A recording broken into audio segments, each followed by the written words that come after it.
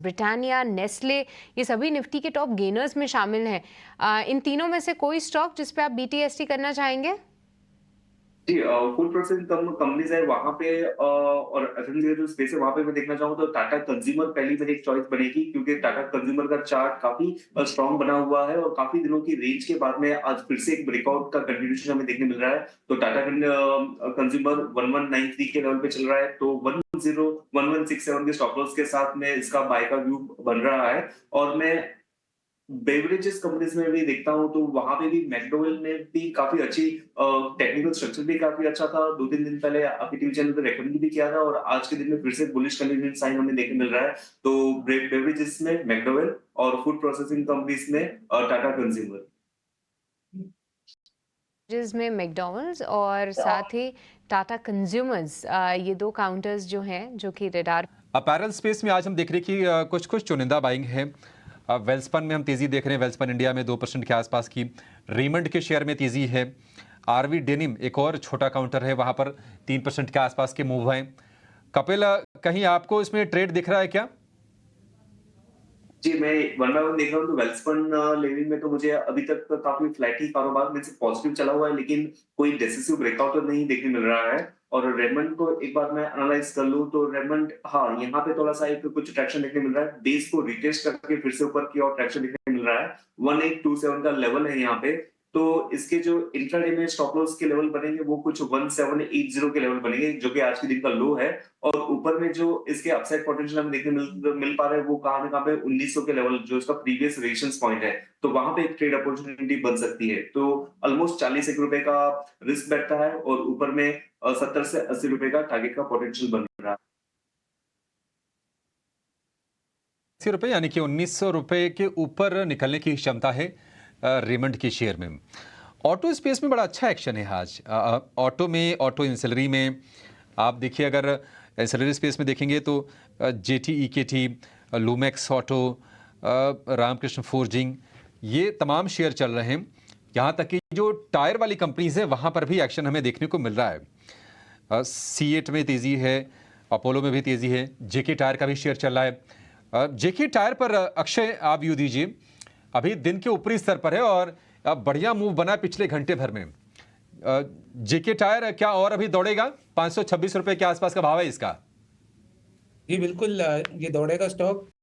अभी जो है जस्ट मोमेंटम कैप्चर स्टार्ट हुआ है इसका। बढ़िया चाल तो बाकी है इसमें, क्योंकि जिस तरह से इसमें जो रेंज में सीमित है स्टॉक काफी टाइम से, उसका ब्रेकआउट होते हुए दिख रहा है अभी मुझे। हल्का सा एक रेजिस्टेंस है 550 का, जो इवेंचुअली पार कर जाएगा, ये मेरा मानना है। बाय करें, पर थोड़ा सा ट्रेड में आप टाइम दे, 7 से 10 ट्रेडिंग सेशन की, आपको टारगेट बनते हुए दिखेंगे 575 से 590। सपोर्ट है स्टॉक का 500, तो 495 के स्टॉप से आप 590 के टारगेट के लिए जेके टायर बाय कर सकते हैं।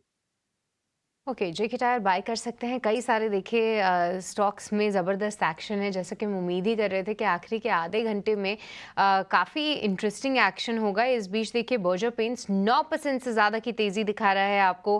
कैस्ट्रॉल इंडिया में करीब 6% से ज़्यादा का उछाल है। हिंदुस्तान कॉपर भी 6% मजबूत है। तो धीरे धीरे करके जो ब्रॉडर मार्केट्स की तस्वीर है वो काफ़ी अच्छी होती जा रही है। अक्षय, एक बार आपसे हिंद कॉपर पे भी राय जानना चाहेंगे। आज की 6% की तेज़ी पे आप कितना भरोसा करेंगे? क्योंकि पिछले 10 दिन में देखिए एक स्ट्रॉन्ग ग्रीन कैंडल, फिर 4 दिन ये लुढ़क के 19 स्तरों पे वापस आ जाता है, फिर तेजी दिखाता है, फिर नीचे आ जाता है। आज की तेजी के बाद क्या फिर उम्मीद करें कि फिर से गिरावट का शिकार होगा? लगता तो नहीं है गिरावट का शिकार होगा। चार्ट पैटर्न सजेस्ट कर रहा है कि बहुत भरोसेमंद पैटर्न है। जिस तरह तरीके से ये एक रेंज कंसोलिडेशन ब्रेकआउट की कोशिश कर रहा है, बार बार 260 255 के स्तर पे बाइंग आते हुए दिख रहा है। मेरा मानना है कि जो स्टॉक जो जिस रेंज में चल रहा है, जल्दी आपको इसमें एक मोमेंटम अपसाइड की तरफ कैच होते हुए दिखेगा। अभी फिलहाल 270 है, 310 ये आपका पहला टारगेट बनेगा। और थोड़ा सा आप अगर ये ट्रेड को पोजिशनली होल्ड करें कैश में बाय करके, तो 325 330 भी दिख सकता है। तो अगर मोमेंटम कैप्चर करना है तो आप 300 के टारगेट से वर्क करें, थोड़ा टाइम दे ट्रेड में, तो 325 का टारगेट बनेगा। पॉजिटिव व्यू है हिंद कॉपर में। स्टॉप लॉस बनेगा 240 का।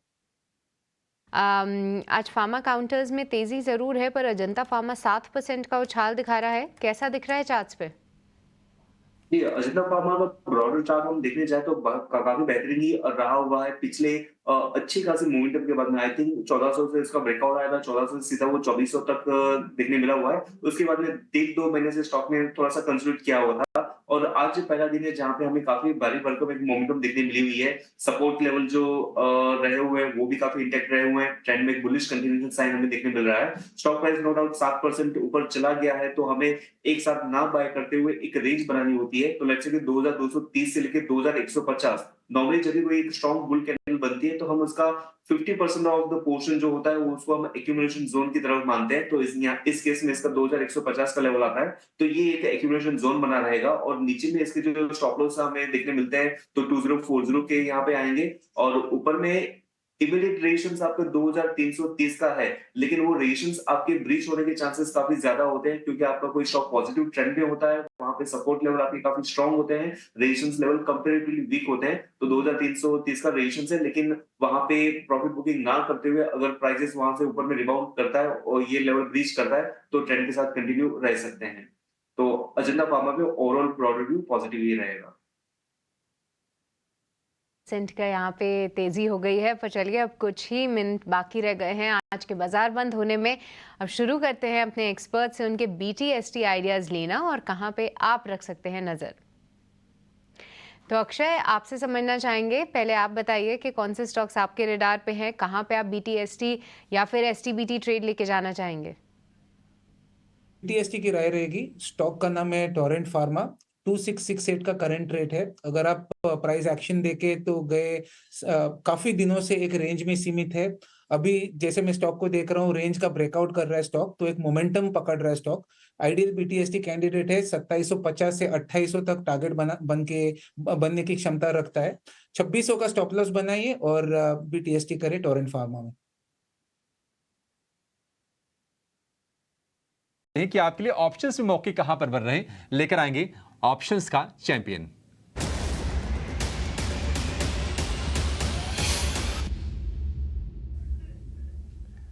और ऑप्शन का धमाकेदार ट्रेड बताने के लिए हमारे साथ जुड़ गए हैं मार्केट एक्सपर्ट रवि सिंह। रवि, बहुत शुक्रिया आपका समय देने के लिए, स्वागत है। बताइए क्या ट्रेड करना अभी ऑप्शंस में, कहां मौके बन रहे हैं? देखिए, ऑप्शन में आज की ट्रेड में भी मौके हैं। अगर होल्ड करते हैं पोजीशन तो लंबे समय में भी आपको टाइम वैल्यू का बहुत ज्यादा इम्पैक्ट नहीं होगा। यहाँ पर चूज किया है मैंने PFC की मार्च की 400 की कॉल को, जो कि इस समय चल रही है 18 रुपए से 18 रुपए 25 पैसे के बीच में। आप इसको यहाँ पर बाय करके चल सकते हैं। अपसाइड टारगेट देखते हैं तो 25 रुपए का, और स्टॉप लॉस यहाँ पर 15 रुपए लेकर चल सकते हैं। मैक्सिमम प्रॉफिट जो इस ट्रेड में आपको देखने को मिलेगा अगर 25 रुपए हिट करता है तो 27,125 का, और जो मैक्सिमम लॉस आपका रिस्क जो बनता है वो 11,625 रुपए का। फिलहाल मोमेंटम काफी तेज है और शायद बात करते करते भी आपको वो अग्रेशन देखने को मिल रहा है। तो मुझे लगता है कि टाइम वैल्यू का भी अभी चूंकि बहुत ज्यादा टाइम बचा हुआ, तो यहाँ पर टाइम वैल्यू का, वोलेटिलिटी का बहुत इंपैक्ट नहीं होगा। कॉल बाय करके स्टॉक के ट्रेंड का फायदा उठाया जा सकता है ऑप्शन के थ्रू। ठीक है, एट द मनी PFC की 400 वाली कॉल खरीदनी है। 399 रुपये पर फिलहाल कैश में आपको भाव दिखेगा, 2.5% ऊपर है, लेकिन 400 वाली कॉल आपको मिलेगी 18 रुपये के भाव पर, मार्च सीरीज वाली। और लक्ष्य 25 रुपये, स्टॉप लॉस 15 रुपये, अधिकतम मुनाफा 27,125, अधिकतम नुकसान 11,625 रुपये। रवि, बहुत शुक्रिया आपका समय देने के लिए और ये बेहतरीन स्ट्रैटेजी हमारे दर्शकों को बताने के लिए।